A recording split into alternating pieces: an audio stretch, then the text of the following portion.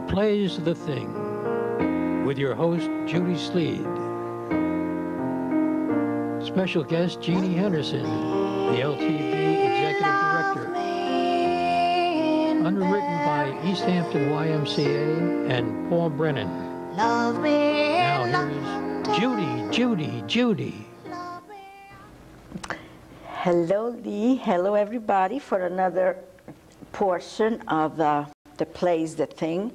And today I have somebody who I met quite a while ago, but I know very little about her, and now she took the #1 position here at LTV.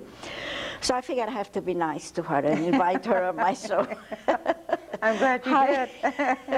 Hi, Jeannie. Hi, Judy. Thanks for having me. How do you like this new position that you have? A lot of work? It is a lot of work. It's a lot of detail. It's not the first time I've had this position, though. I was the executive director of LTV about 10 to 8 years ago, 8 to 10 years ago. Can't remember exactly the dates. And I have been involved with the station almost since it started. So I've kind of been in this chair before. It's a lot of work, though. Yes, I know. I'm so glad that you came aboard because it needed somebody with a rein. Yeah, I like that. So I'm sure you'd have a lot of other talents or some sort of art you do. You paint, you dance, you act, and Well, to tell you the truth, I did. I started out in life as an actress. See that? How did I know that? There, so it's appropriate. The Play's The Thing. Yes. I didn't get very far. I went to Northwestern University and I majored in theater, and they have, as you know, a very good theater department, and did have an excellent theater department way back when I was there. And I loved the theater, loved it, came to New York, and it was a very different New York then because it was Broadway, and that was it. The only off-Broadway was the Circle in the Square Theater. And so there was no off-Broadway, there was no off-Broadway, but there was television, and I did a lot of television work. Well, I say a lot. I like to remember it as a lot. I think there were many days I was just pounding the pavement, but I did, you know, they did soap operas. And I did the Young Dr. Malone show. Do you remember that one? Yes. And then I did another one where there was a big trial, and I was all, you know, the trial went on forever. I can't remember the name of that one. But it was an interesting time, and not a great time for theater people because, you know, with only Broadway as the thing, there weren't even that many regional theaters. There were some of the big regional theaters, but there were all the theater that you have now, and certainly off Broadway. Years later, I was involved with a company in New York called the Medicine Show, and they were an improvisational off-Broadway company, and I was not acting in it. I was helping them, you know, get funds and things as a fundraiser. But there's just so much going on in New York now. I don't think an actor ever has to not be working. Oh, well, that's probably, I know a few actors, but they are working between waiting on tables. Yeah, well, yes. That's true. I did a little bit of that, too. Did you ever hear of the Chicago city limits? Oh, yes. Oh, yes. Yeah. I had one of my plays read over there. Really? Yeah. Yes. Oh, they're wonderful. Wonderful They group. are. Yeah. Really. When I was at Northwestern in Chicago, there was Second City, which you know, and that was their big claim to fame, is they had Second City, and New York didn't have anything like that, and so that was really an extraordinary kind of theater experience. But I mean, all I could think about was getting to New York. New York was the place. I come from the South, and I was just going to ask you where you were born. I was born in Alabama. You don't have a Southern accent. No, I Where think a did lot you of that lose had. it? I think a lot had to do with the theater. And I tell you, if I go back down south, I pick it up just like that. You know, you'd never know I was not living Southern. there. Yeah, but I grew up mainly in Kentucky. So I used to have a girlfriend. We used to call her Miss Alabama. oh yeah, That's because she came from Alabama. they're very original. Right, Yeah. and my son is in Texas now. Excuse me, and he puts on a wonderful Southern accent. Yeah, He fools me every time. Yeah. I always think he's somebody else is calling me. yeah. Well, they Well, I can be- was involved in some regional theaters in the 70s. I don't know if you're talking about the 70s, but I lived in Nassau County, and there were 2 or 3 different theaters that I was involved in. Not as an actor, but behind the scenes. I think it was all happening in the late 60s and early 70s and it all, because Off-Broadway came in very soon after I actually gave up acting. The timing was a little off. No, I started a business in New York. A friend of mine and I started a business called Supergirls. And it was a very fun, flamboyant business, and we got an enormous amount of publicity out of it. What's a Supergirl? Supergirls was an agency where our motto was, we'll do anything as long as it's legal. Legal. That Legal covers a lot of territory. It was a service business, and we did all sorts of strange and kooky things for people. We didn't do dog walking and things like that, but we did, we planned parties, we staged all sorts of different kind of events around town. We searched for things, we researched things, and it was just at that incredible kind of heyday of the 60s when it was anything goes, and lots of fun You in the must city. have had a large staff. We did.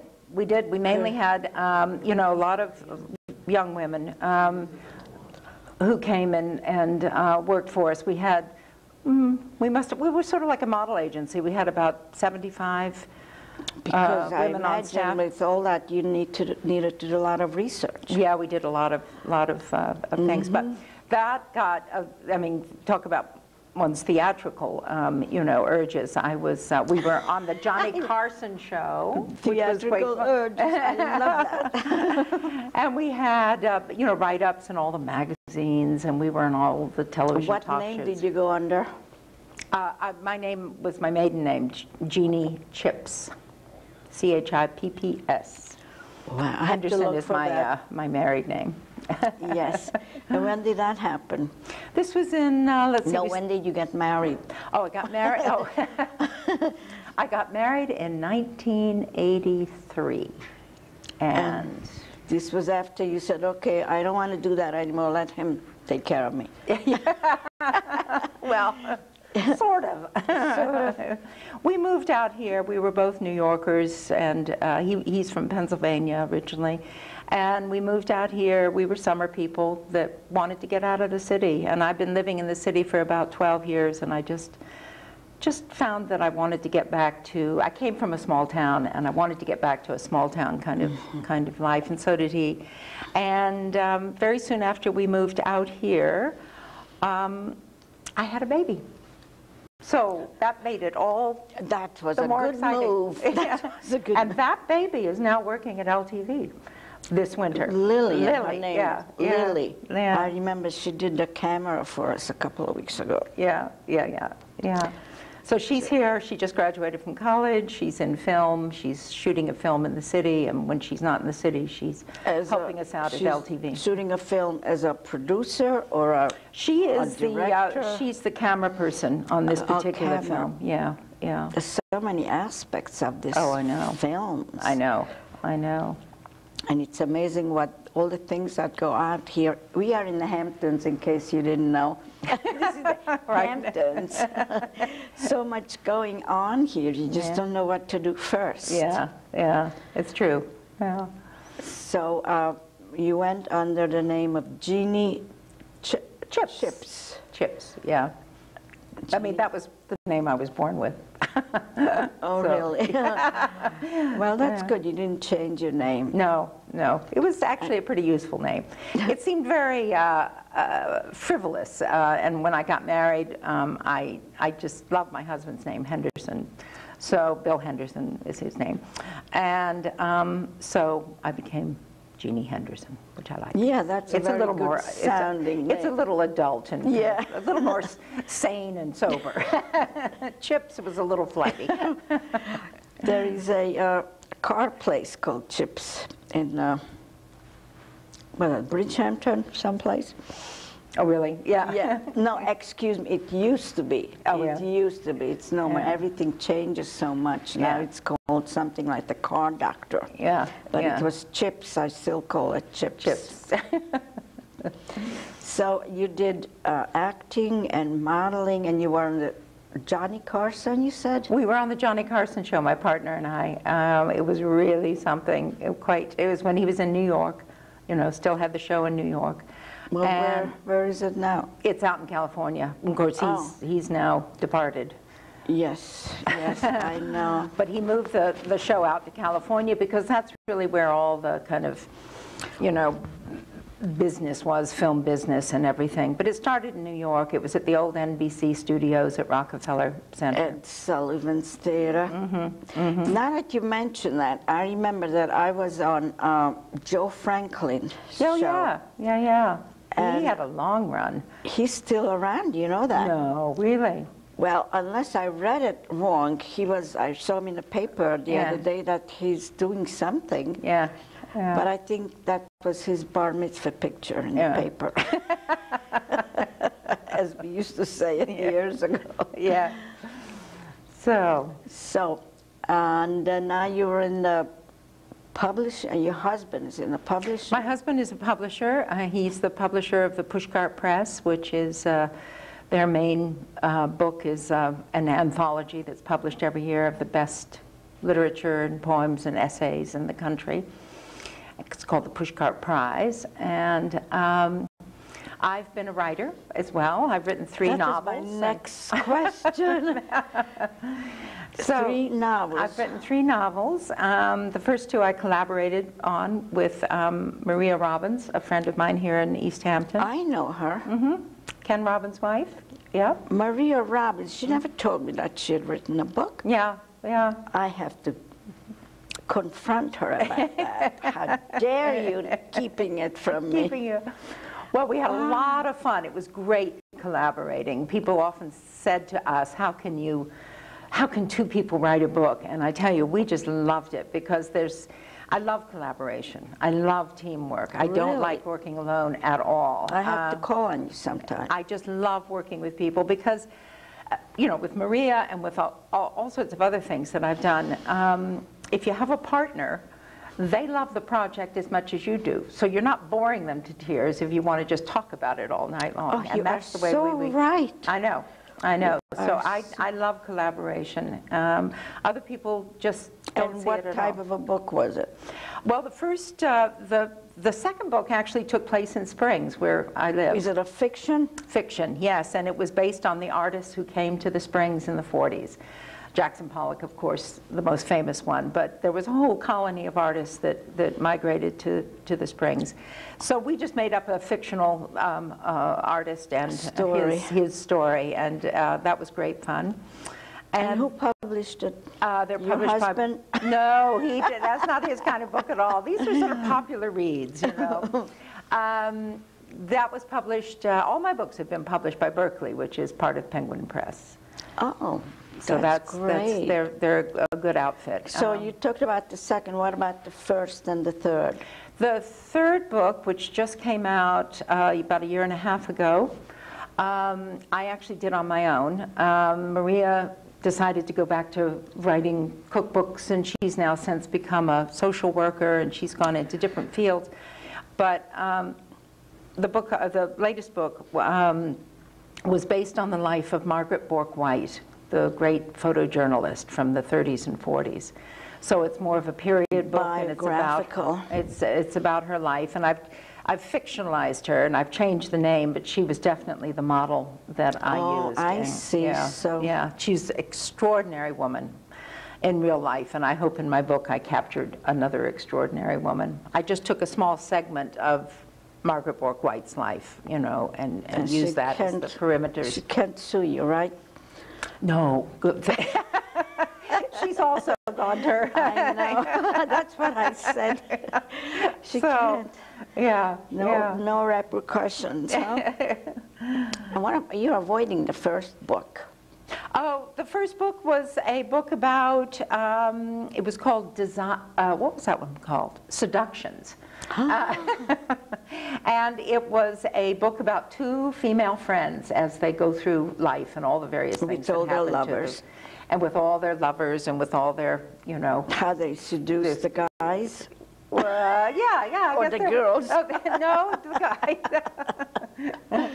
That was more of a formula book. That's why the second two are much better. How did I know that you are many-sided, that you have so many different talents? Well, I think you have to, actually, working for LTV, you have to have a little kind of understanding of many, many different things, because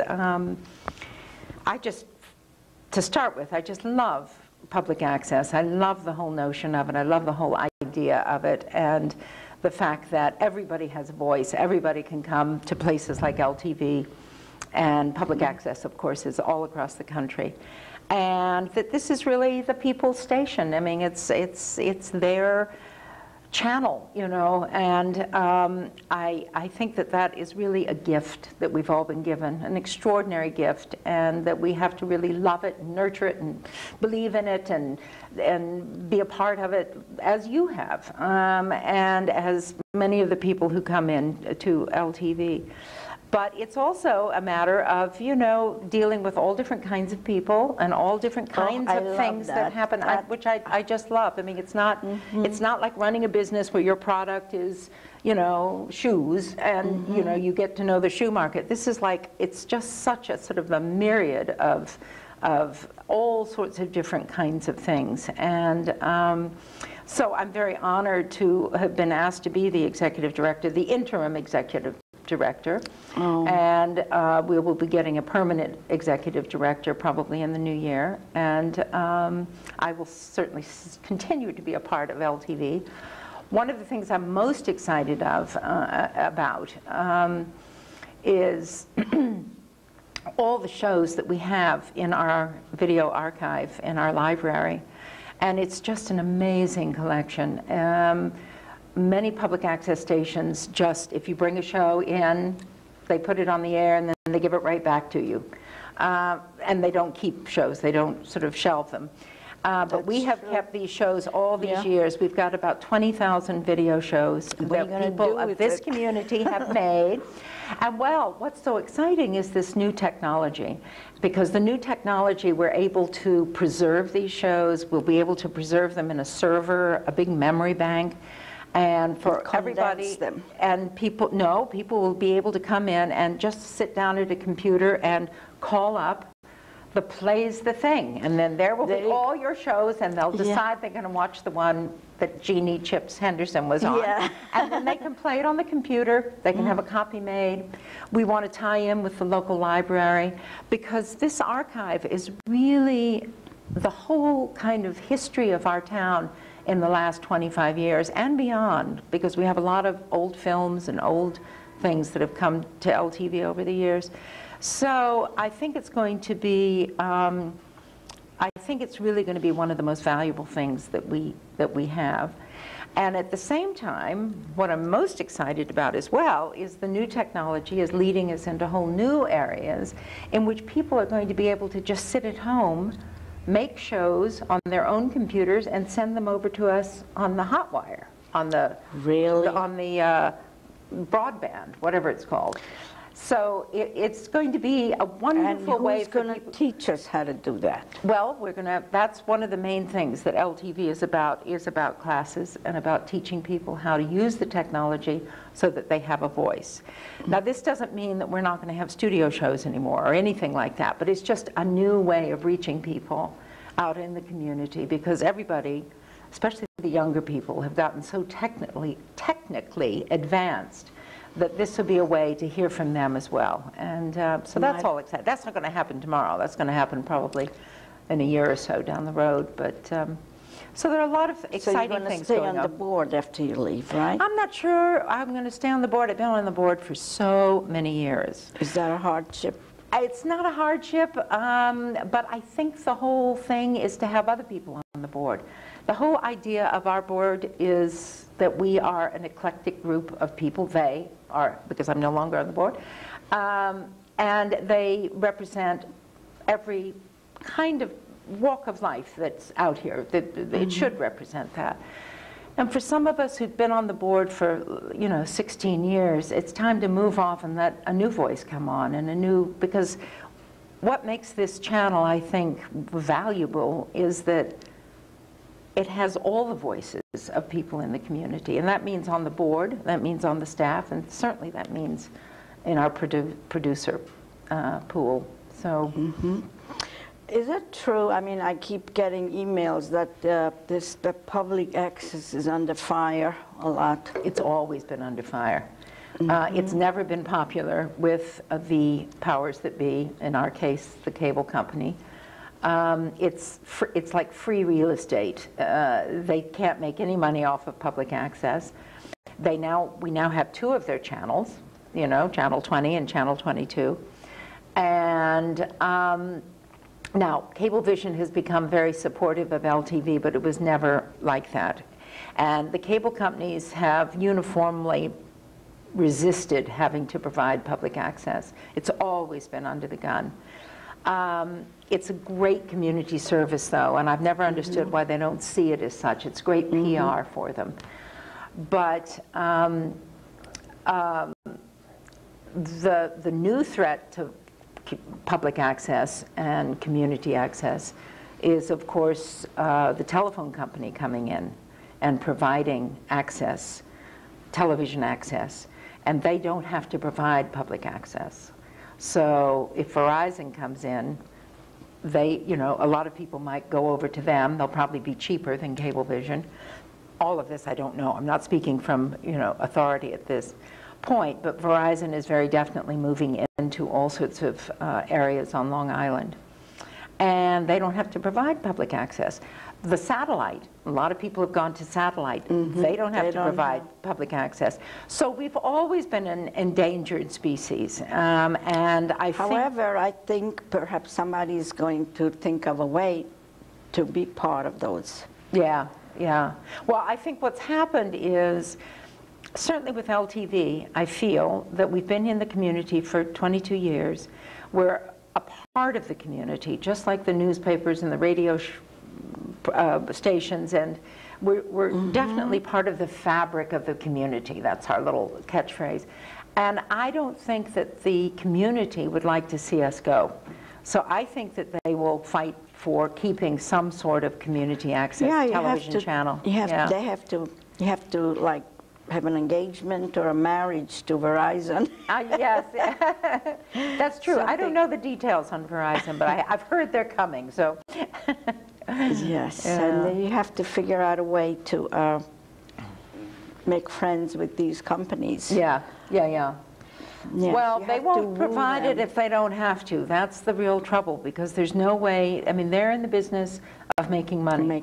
They're commercial, and they don't want these non-commercial entities that they have to kind of give away, which I've also never understood, because now you can get 500 channels, and so much of it is so bad that, why not give a few channels to just the local communities and see what happens, see who comes in. Most of those channels, I'm wondering who's watching them. I know.